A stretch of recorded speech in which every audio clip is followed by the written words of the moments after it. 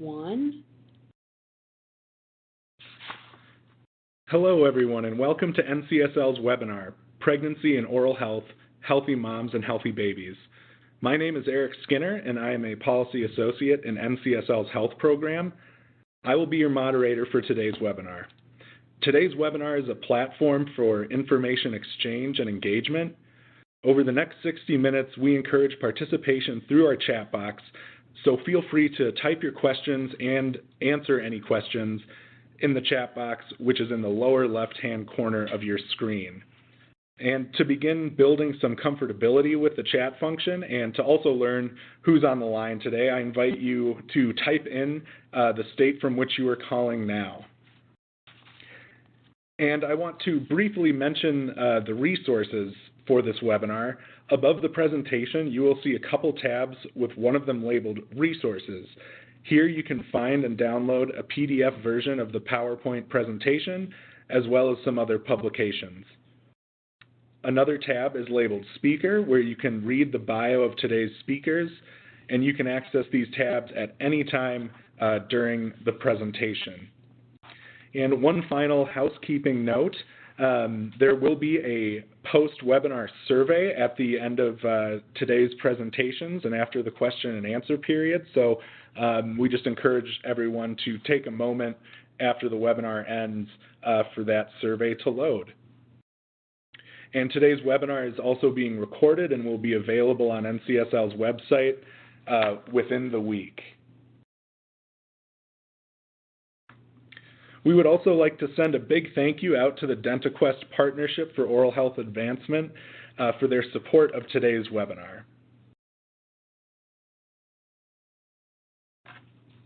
On today's webinar, we will be exploring the topic of oral health as it relates to pregnancy. The oral health of pregnant women increasingly shapes conversations around supporting mothers and young children in states around the nation.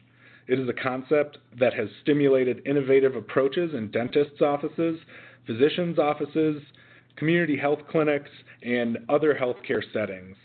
This webinar will cover the interplay between pregnancy and oral health care.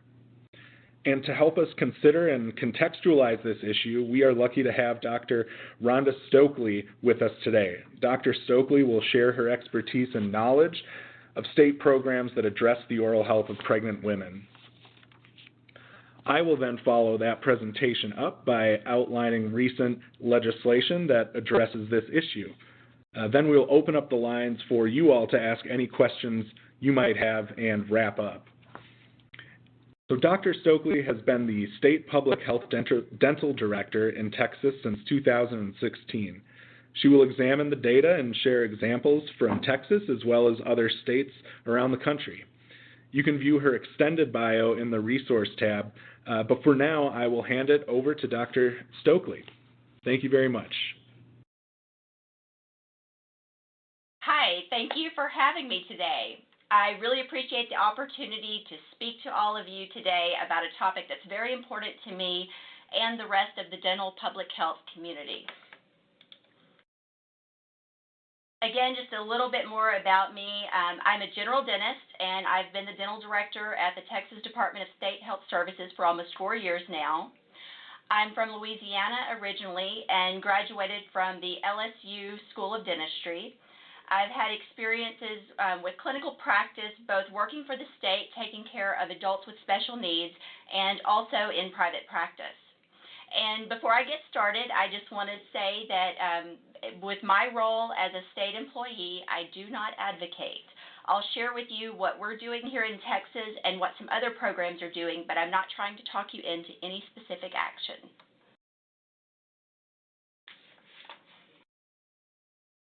So here is a brief description of what I'll cover in the 20 minutes that I have with you.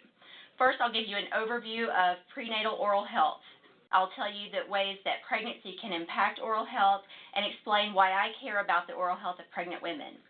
Then I'll tell you a little about what we're doing here in Texas, and then I'll give you a few brief examples of what other states have done. And throughout, I'll share with you sources of information to learn more about prenatal oral health in your own state. You'll also get many other resources for information. So let's get started. First, why does oral health matter for pregnant women, and does her oral health affect the baby? And first, the answer is that oral health matters for everyone, period.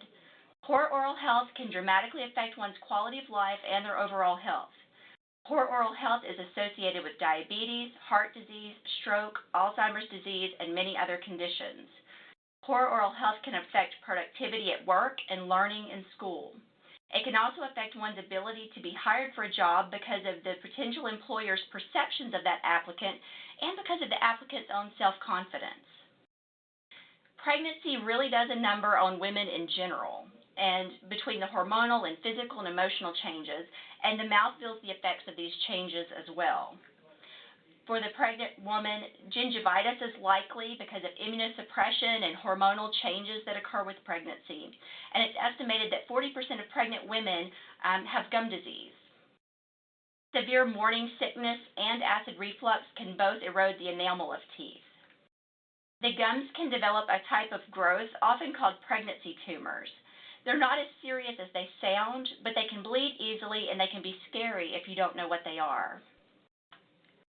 As ligaments in the body loosen to prepare for delivery, the little ligaments that surround the tooth roots inside the bone can also loosen, making the teeth slightly loose. And pregnant women are at risk for tooth decay, not because of the common myth that the baby takes calcium from the mother's teeth, but because of, for one thing, exhaustion, which can lead to poor self-care. There's frequent snacking, maybe having saltine crackers before you even get out of bed to help stave off morning sickness. And then also because of food cravings. All these things can team up to increase a woman's chance of developing tooth decay. We also need to ask, does the oral health of the pregnant woman affect the child's teeth? And in short, yes. Oral health in pregnant women or new mothers is also important for the child. There's an association between maternal and periodontal gum disease and preterm births. And you'll see that I've got the word association underlined there. And it's important to point this out because while research connects gum disease and preterm births, there's currently no evidence that says that it causes preterm births, but there is an association between the two. Cavities causing bacteria can be transferred from mom to child, and that's called vertical transmission. This happens when mom kisses baby on the mouth, shares spoons with her, and many other common activities. The more disease-causing bacteria in mom's mouth, the more likely they'll be passed to baby. Babies are not born with these bacteria. They get them from family and caregivers. Another reason it is important is because pregnancy is considered a teachable moment. Moms want to learn how to be good mothers and take care of their children, so they're receptive to learning new things. Oral health education and instruction during this time helps ensure that mom is taking care of baby's teeth from the start. So hopefully this has impressed upon you that it's important to take care of a pregnant woman's teeth and improve her understanding of oral health and how to care for teeth. It goes a long way towards preventing early childhood caries. That's the term that we use for tooth decay in children who are 5 and under. Little baby teeth are important for speech, eating, and facial development. They also hold the place for the permanent teeth that follow. When children are really young and they have toothaches, they can't describe to their parents what is happening, and so it may get overlooked. And when it is discovered, it's often more complicated to treat because they're so young and because they can't cooperate. It likely means sedation or maybe even general anesthesia in the hospital. These have risks associated with them. They can be scary to the child, and they're expensive.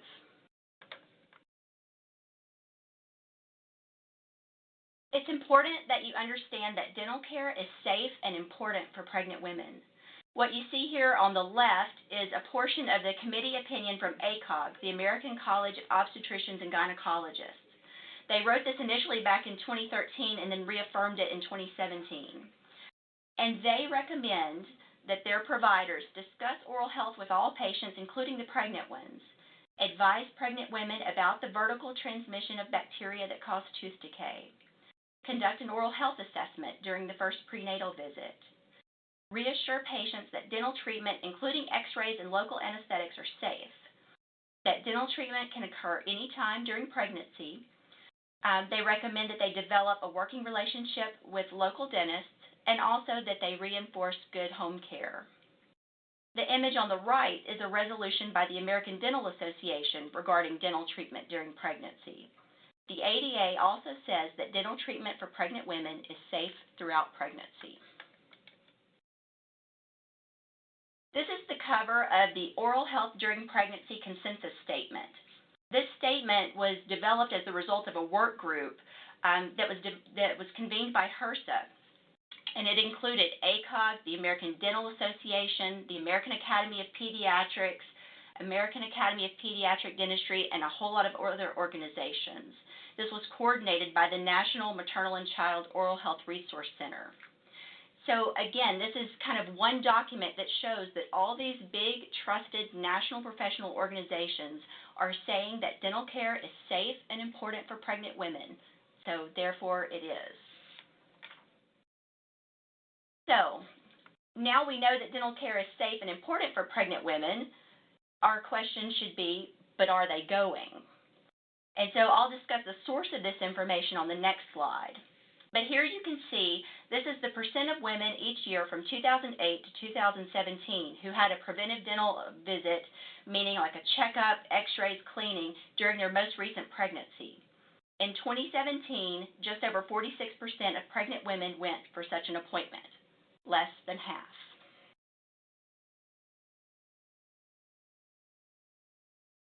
So PRAMS is where I got that data from. PRAMS is the Pregnancy Risk Assessment Monitoring System, and it's run by the CDC.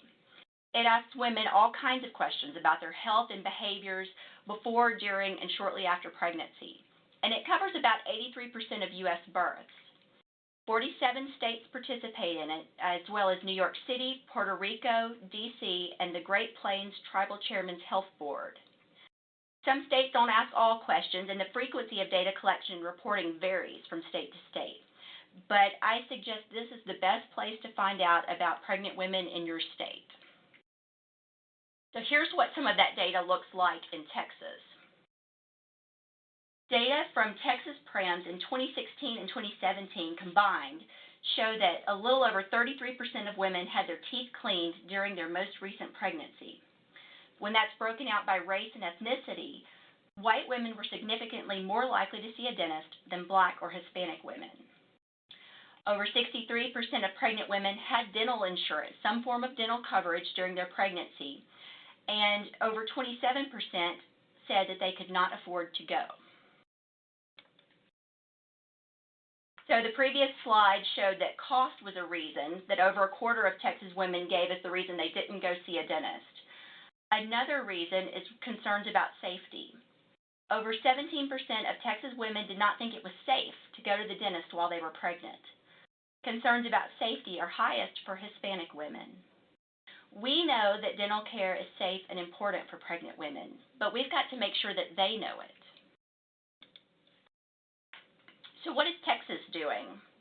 We were one of 16 states who received a HRSA Perinatal and Infant Oral Health Quality Improvement Grant, affectionately referred to as POKI. What I've got here on the slide are the other states that were also awarded, so you can check and see if you're on there. The grant ended May 31st of this year and unfortunately was not continued. The POKI grant was replaced by a different funding opportunity from HRSA, the Networks for Oral Health Integration in the Maternal and Child Health Safety Net. We're not involved with that grant, so I'm not sure if there's activities towards prenatal oral health with that one or not, but I'm guessing there might be. With our HRSA funding, we established a program that we call Smiles for Moms and Babies. Our intermediate goals are to get pregnant women to the dentist and get babies to the dentist before their first birthday. And that might sound early, but if we want to intervene early, that's when we need to do it to prevent early childhood caries, which is our long-term goal. So we're doing this in 3 ways. We're educating pregnant women about oral health through home visiting programs. Texas is a big state, and we're a pretty small program. So we have to maximize our efforts by educating those who have contact with multiple high-risk pregnant women. Home visitors have long-term relationships with their clients, and they want to help them. We provide them with education and resources to share with their clients. If you're not familiar with home visiting programs, I suggest that you learn more. They're invaluable. There are many different home visiting programs with numerous funding streams. The best place to get started, however, is by following the link that I've got here included in the yellow box on this slide. Another way we're reaching out to pregnant women is through social media. Our second approach is to educate prenatal providers on the importance of oral health as a part of prenatal care. And third, we're educating dentists on the safety and importance of dental care during pregnancy. We know so much more about the safety of dental care during pregnancy than we used to, and we need to make sure to get the word out to dentists. We're in the final stages of completing a practice guidance for both prenatal and dental providers to reinforce these messages, and several other states have created similar guidances, so you may have one in your state as well. The guidance includes clinical photos, profession-specific information, a sample dental referral form, and copies of handouts for patients. We'll be rolling out our guidance in the next couple of months after a few complementary items are complete. Next, I'll give a brief overview of what some other states are doing to promote oral health for pregnant women. The Title V block grant is administered by the Health Resources and Services Administration's Maternal and Child Health Bureau. It's one of the largest federal block grant programs. In 2017, it funded 59 states and jurisdictions. Programs are held accountable through performance measures. There are a number of performance measures to choose from, and there is a minimum number that a program must select. National Performance Measure 13 is about oral health. 13.1 is about preventive dental visits during pregnancy, and 13.2 is about preventive dental visits for children and adolescents. On this map, the states in blue are the states that selected either 13.1, 13.2, or both. Now you can see here on this map that Texas is not blue. Our Title V program did not select it as a national performance measure, but that does not mean they do not fund and support oral health. Our program is funded almost entirely by Title V funds, and a portion is also funded by the matching funds the state is required to contribute in order to receive Title V funding. The same may be true in your state as well.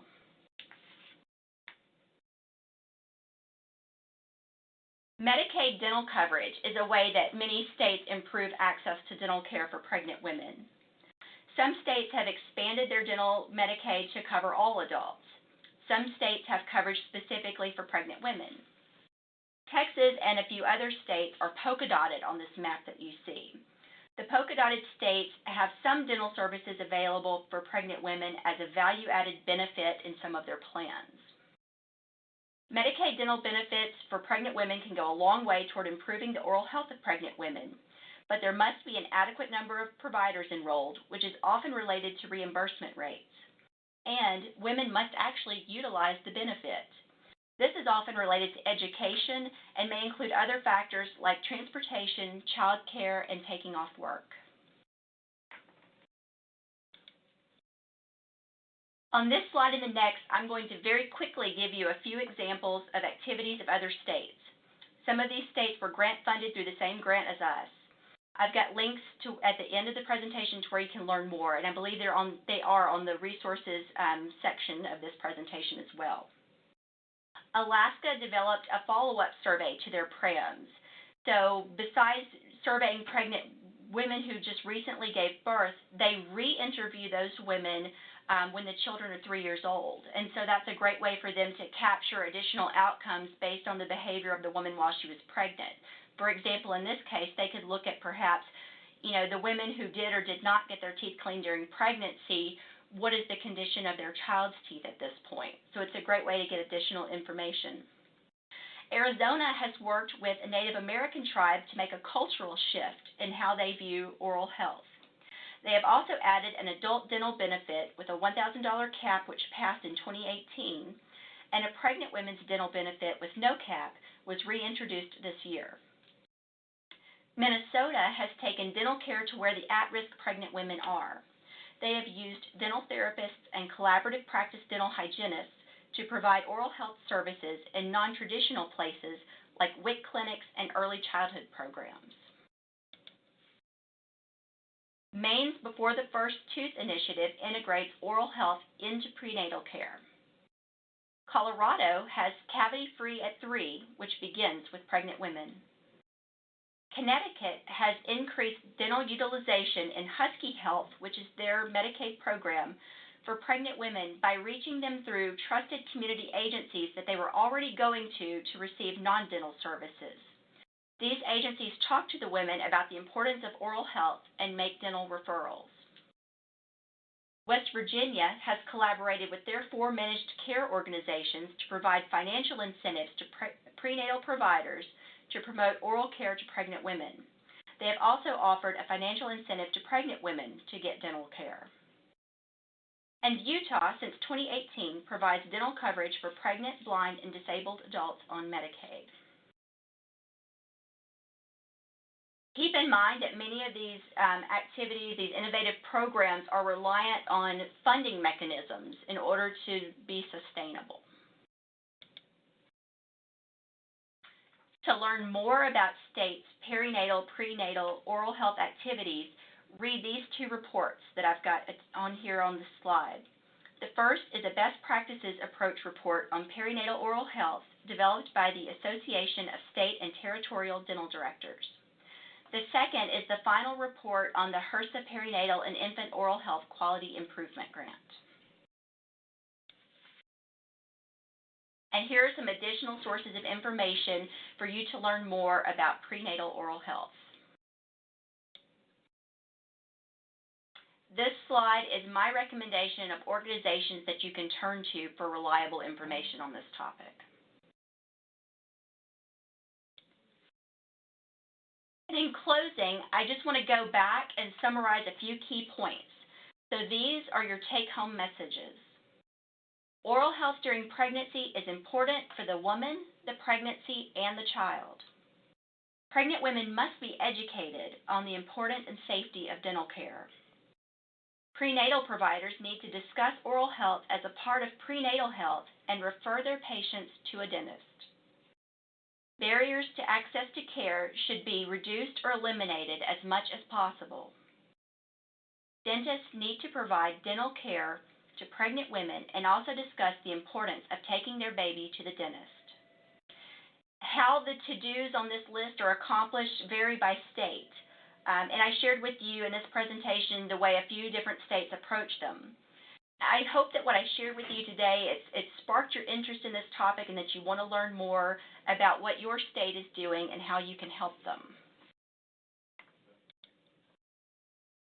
Thank you. I really appreciate your interest and I appreciate the opportunity to speak today.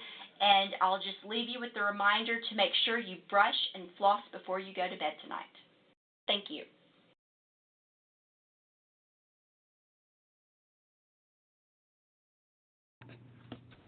Great. Thank you very much, Dr. Stokely, for that excellent presentation.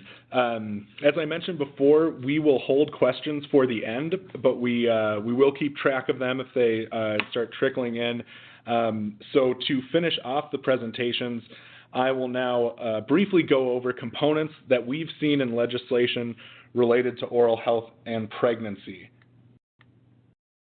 And here they are. This list is by no means exhaustive, but it does demonstrate some common components on the legislation based on what we've seen. For context, we have seen 64 pieces of legislation mentioning oral health and pregnancy for the most recent legislative session. And over the last 2 sessions, NCSL has identified 14 enacted bills across 8 states. And you can see the policy categories listed on this slide. So I'll just walk through them briefly. States seeking to explore the issue of adding dental coverage for pregnant women have funded state agencies to study the policy options or required a report to the legislature. States can also include pregnant women in public dental coverage through existing state programs. Other states have authorized the Department of Health to pay for activities or explore paying for activities related to pregnant women's oral health. These activities can range from patient education to providing services directly. And finally, states have experimented and innovated with pilot programs to deliver care where it is needed most. So with that in mind, we will walk through 4 examples of states that have legislated around this issue. First, we have Washington House Bill 5883, which funded a 3-year pilot program designed to improve the access and quality of care for dental services for pregnant women and people with diabetes that are on Medicaid in the rural counties of Yakima, Adams, and Cowlitz. The State Healthcare Authority, which is analogous to the State Department of Health in many other states, contracts with the Washington Dental Service Foundation to deliver the program. And the main thrust of the program is to improve care by increasing provider reimbursement, by authorizing up to 4 periodontal treatments per year, and providing wraparound services in order to connect patients to care. Next, we have Ohio House Bill 11, which is pending, but it has passed through the House. And the reason we included it is because of its specific aim to integrate the various settings of prenatal care into one single program, and this includes oral health. The oral health component allows for participating entities to either hire or contract with dental hygienists to educate pregnant women in group settings about the importance of oral care before, during, and after pregnancy. And the group dynamic is also meant to form healthy social connections, encourage care skills, and foster group discussion. So this program also operates in rural counties with elevated rates of preterm birth, so it is targeted in that sense. Next, we have Colorado. In 2019, Colorado enacted House Bill 1038, which added a benefit to their version of the Children's Health Insurance Program, which already provides some prenatal services to pregnant women. In addition to adding a benefit for eligible pregnant women, the law also removes language that limited care to available funds and providers. And finally, in 2017, Michigan enacted House Bill 4323. The bill funds the Michigan Dental Registry to study both an enhanced dental benefit for the Healthy Kids Dental Program and expanding the scope of a Medicaid adult dental benefit for pregnant women. So, and the last thing I'll say about these 4 bills is that you see a bit of a policy gradient for considering oral health for pregnant women. States can do anything from adding a benefit to Medicaid to testing a pilot through Medicaid or another program, to utilizing other state programs and contracting with other organizations to provide care. So there's a wide spectrum there, and furthermore, there are policy options beyond simply providing a benefit. As we have seen, states can utilize their dental registry to research and gain valuable insights on where need is greatest and what those needs may be. So that's my big takeaway there.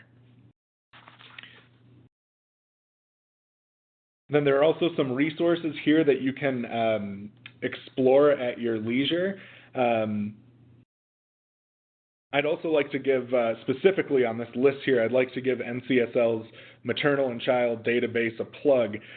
We pulled the legislation from today from the database, and related to oral health, we have categories that track pregnancy and oral health, as well as children's oral health legislation. And with that, I am going to move us into the question and answer portion of today's webinar. So feel free to send in your questions. We've got the audience chat open, and feel free to direct them either at myself or Dr. Stokely, and we'd love to hear from the audience, any questions you have or reaction to today's presentation.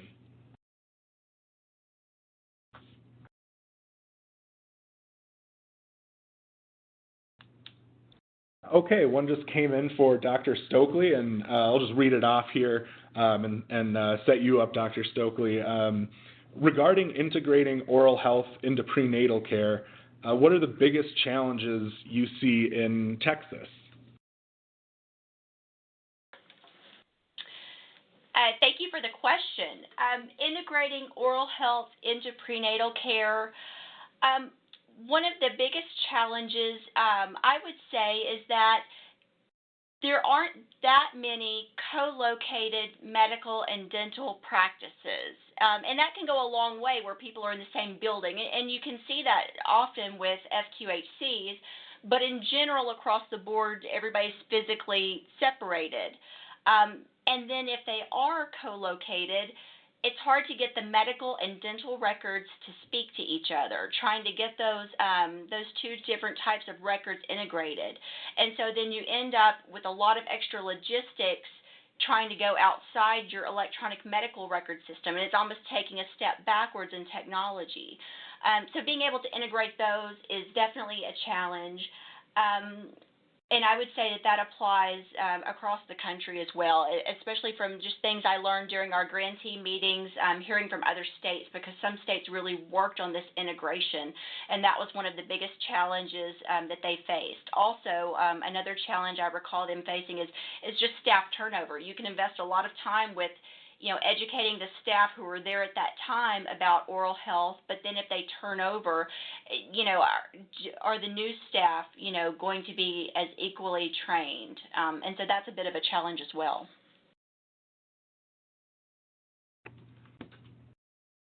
Great, thank you for fielding that question. We've, just to echo what you said, we've certainly heard similar things both from just state level stakeholders and our own members about care integration, and that that means more than co-location, and that there's additional steps beyond physically having those services and capabilities in the same setting. And a great note as well about staff turnover and that knowledge that you lose. It goes down, not only the clinical but also the individual level for how you make these integration efforts successful. So great. And then we've got a couple more just came in. So this next one also is for you, Dr. Stokely. Are you aware of cost savings associated with any of the programs or policies that you've covered? And if not, do you see a specific program where you see the potential for cost savings? I would say that in general, and I don't have any numbers here in front of me to share with you, but there is definitely a cost savings to preventing tooth decay. Even if, say, you get a pregnant woman in for the first time, hasn't been to the dentist in years, there's the cost of getting her care, whether out of her pocket or through a program, what have you. There's a cost of getting her, in good oral health. But in reaching these women and getting them educated on the importance of it and how to take care of their child's teeth, there is certainly a cost savings down the road as children grow up with healthier mouths and aren't having to get as much dental care, especially in those early years that I was talking about, 5 and below, where on top of just the cost of getting the fillings or what have you, there's also the cost of the hospital and having to go in under general anesthesia. I just don't have numbers to give you in that sense. Great, thank you for that. I think that's definitely something that we've been seeing as well on a whole bunch of different fronts. We have another question here. Could you speak? This is for you as well, Dr. Stokely. Can you speak to some of the social media programs that you mentioned in your presentation? So we're in the early stages of that, but what we are doing, what we've decided that is the best approach, is we are going to work with social media influencers in Texas, and that's, mom blogs and all these different other groups, and some of you may not be aware of that, but out on social media, there's lots of different blogs about parenting and different sorts of groups like that, and for all kinds of things also, right, fitness, gardening, what have you, but we want to focus on these that target pregnant women and mothers of young children. And so we're going to work with them on delivering the messages that we want, but in their own way, the way they speak to their audiences and the way that their audience likes to receive messages. Because unfortunately, I mean, there is in general a distrust of government and science and so forth with a lot of people. And so if they have developed a sense of trust in whoever the blogger is, whatever the website is that they're following, having messages come from them, I think will go a long way towards influencing them, because honestly, we're largely influenced by what our friends do. So that's the approach we're going to take.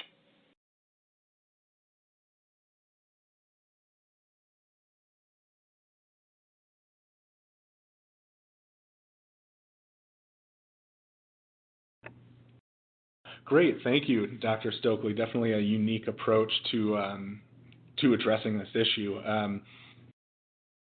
Okay, and we've got one for either you or I, Dr. Stokely.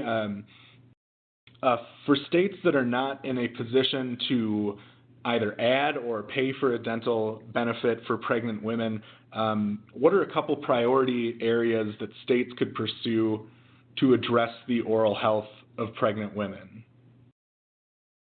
So is that going to be you or me, Eric? Well, I can kick us off here, and then I'll hand it over to you if you have any thoughts. But just a few of the things that I think I mentioned in my presentation, or aspects of some of the bills that I listed were education. So in terms of being cost effective, education is you get some bang for your buck there. In terms of just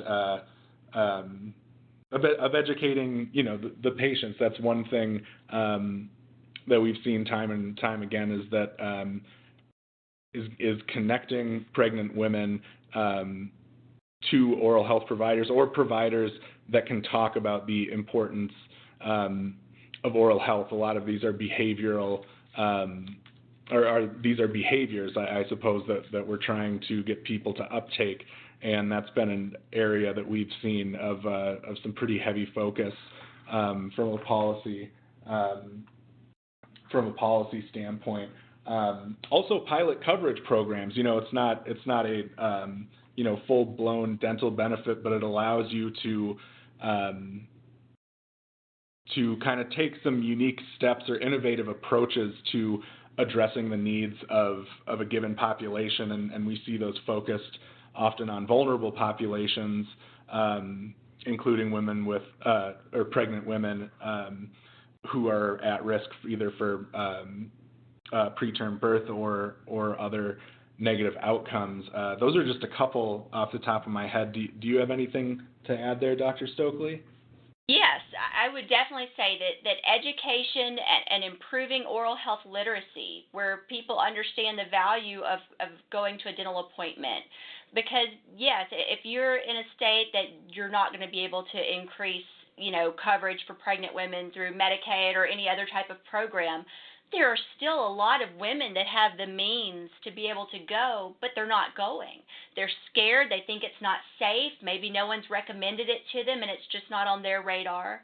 So reaching out to those women and educating them, the ones who do have the means, I think is really important.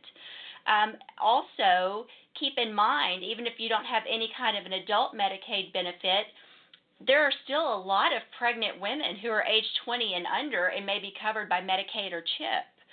So they've got these services, but again, they're not thinking about it or not realizing, the value of it, or they're worried that it's not safe. So again, I think just education and stressing the importance of it, and it can't just come from the dentist. I can't stress to somebody that they should come see me if they don't even schedule to see me, if you will.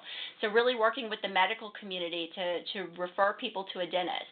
And if you can't expand those benefits, you may not be able to take care of everyone, but I think there's still a lot of room for improvement within any state with what is currently available.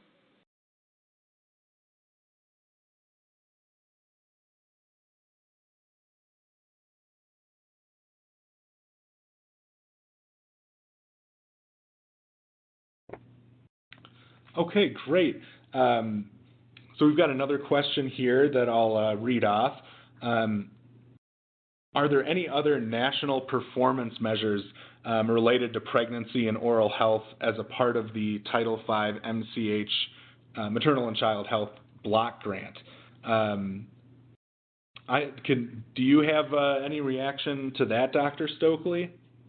There are certainly other national performance measures related to pregnancy, but I don't believe there are any others related to oral health.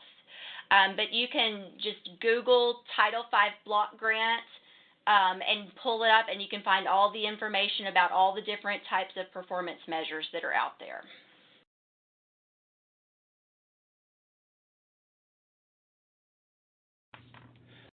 Okay, great. Well, I think our questions have kind of slowed to a trickle here. If I do want to give anyone else an opportunity to send one in if they've been sitting on one throughout the webinar, and this would be the time to do it and pose that question.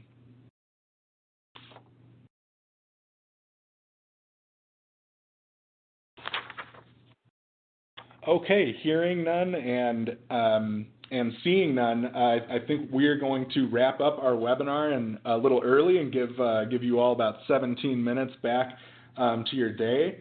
I would like to thank Dr. Stokely for not only her presentation but also fielding these questions and just sharing her expertise. And I'd also like to thank the Dent Equestrian Partnership for Oral Health Advancement once again for their support of this webinar. And then one more reminder that this recording will be up within a week, and to stick around for the post-webinar survey. So with that, I'd also like to thank our audience members and everyone who sent in a question. And I'll put my contact information up here. Well, I may not be able to, but feel free, eric.skinner@ncsl.org, if there are any outstanding questions that you all want to send in after the webinar. And we want to thank everyone for their time today, and have a good rest of the week.